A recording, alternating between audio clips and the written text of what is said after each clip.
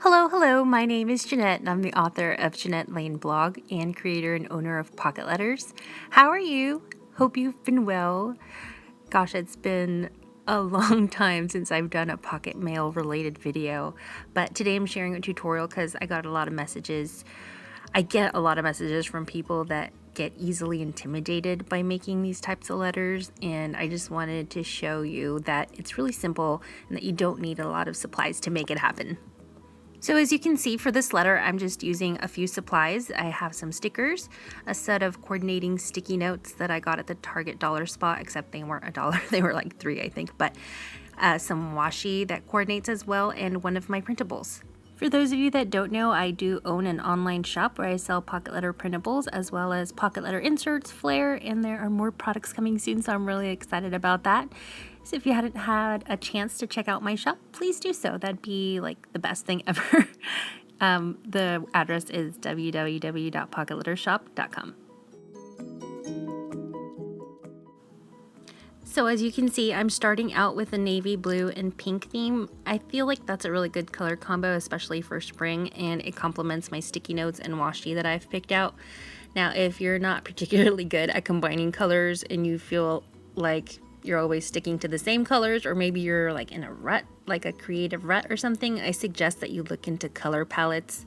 Like experimenting with color is such a fun and easy way to boost your creativity in creations. And if you don't know where to start, just head to Pinterest and search color palettes. And I know that you're going to get inspired and get ideas on color themes for your pocket mail and your other paper crafts as well. Now first I'm doing a rough draft or a dry run of my layout and placing the sticky notes as my base, but this of course, like, it can change and it's going to end up changing by the end of the video, but that's okay. I highly recommend you guys getting, the glue gliders with the repositionable adhesive so that you can change your mind later if you feel like something doesn't look right. And I know I really do need to stock up on that now that I think of it, but anywho, I'm also using some washi tape to add some contrast to like the striped background, and I always get asked where I get my washi.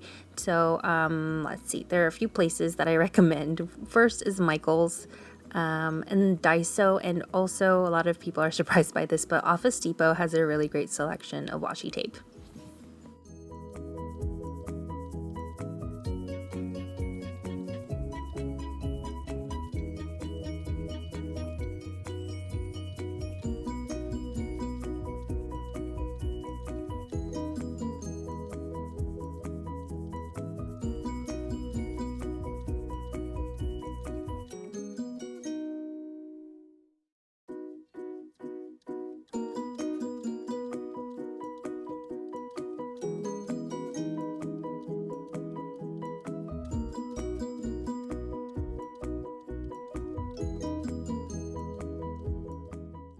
So throughout this layout, I'm also incorporating some of the elements for my printables, and really that's the intention and the idea behind my downloads, is so that you can include certain elements here and there. And the great thing about this is once you purchase the download and the file is yours, and you can print it out like an endless supply for yourself to use in your letters.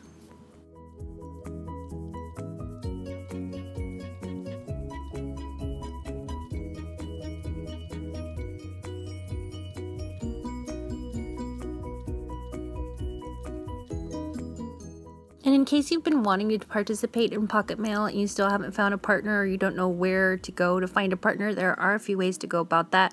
The first is you can post an ad, quote unquote ad, saying that you're searching for a pen pal or a pocket letter pal on Instagram and tag it with Pocket Letter Pals Wanted. Or you can also check out my network, which is full of people who are making and creating these types of letters, and it's really just a fun little network that I've created.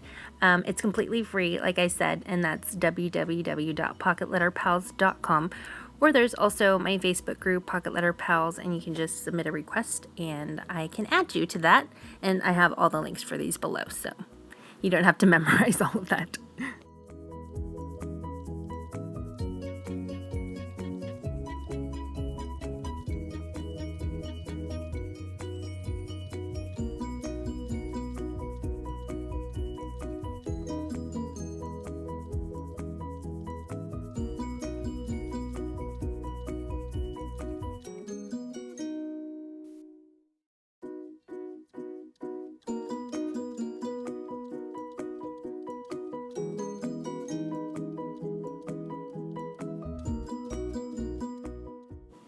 Now, as far as goodies go, I already let my pal know that this particular letter is not going to include many, maybe just a tea bag and a few washi samples.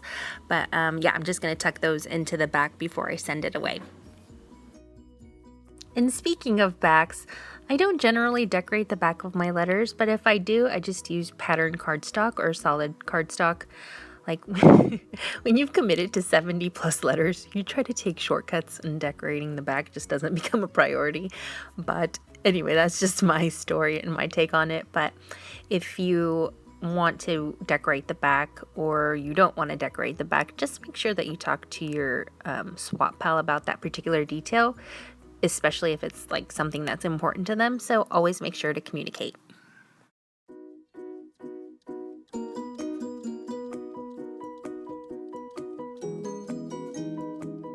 Always make sure to communicate with your swap pals just so that there's no confusion or misunderstanding, especially when it comes to the goodies part.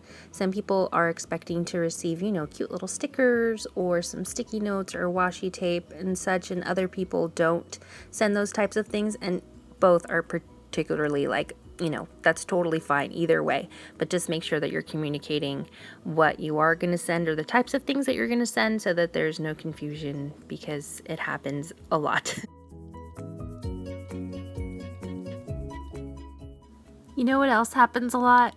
People sending me messages that they're too intimidated to start making pocket mail. Friends, honestly, don't be scared. There's so many helpful resources on my blog and tutorials online. Like, even the intent of this particular video is to show you that you don't need a lot of materials to create one of these letters. And if you watch my other pocket mail tutorials, you see that generally I try to keep things on the simple side. At least show you the basics of pocket mail, and then from there, if you want to get fancier, if you want to layer some more, then you can do so. But yeah, don't be intimidated. Don't let that hinder you from making new friends around the world and swapping and having fun with this. So just my 2 cents.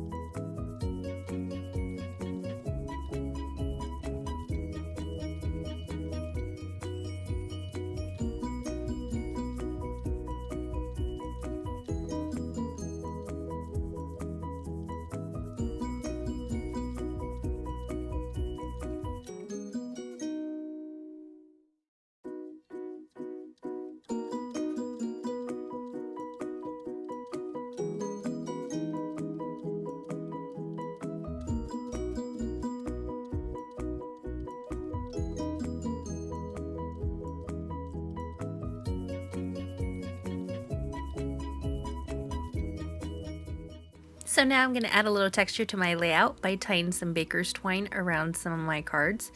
It's really good if you want to add variety to your layouts to do so with like texture, such as baker's twine or burlap, sequins, that sort of thing. It's just that variety makes your layouts a little bit more interesting. So now that I'm done with my layout, I'm going to write my letter, fold it up, and include it in one of the pockets. Don't forget to include a letter unless, of course, you've already made arrangements with your pals to not include one, but the letter is honestly the best part. I know for me personally, it's always the first thing that I look for when I do receive some pocket mail, but yeah. Make sure to include that letter. And in case you don't know what to write, I've written a blog post which you can check out, and I'll have that linked below. I got a lot of positive feedback about that post and how helpful it was, so I'll have that linked for you below so that you can check it out. Well, that's it for today, friends. You can catch more videos on my paper crafts here, so don't forget to subscribe if you haven't done so. And I'm also on Instagram, Twitter, Pinterest, Facebook, Snapchat, Periscope, as Janette Lane Blog or Pocket Letters. And as always, thank you so much for watching, and I'll see you all next time.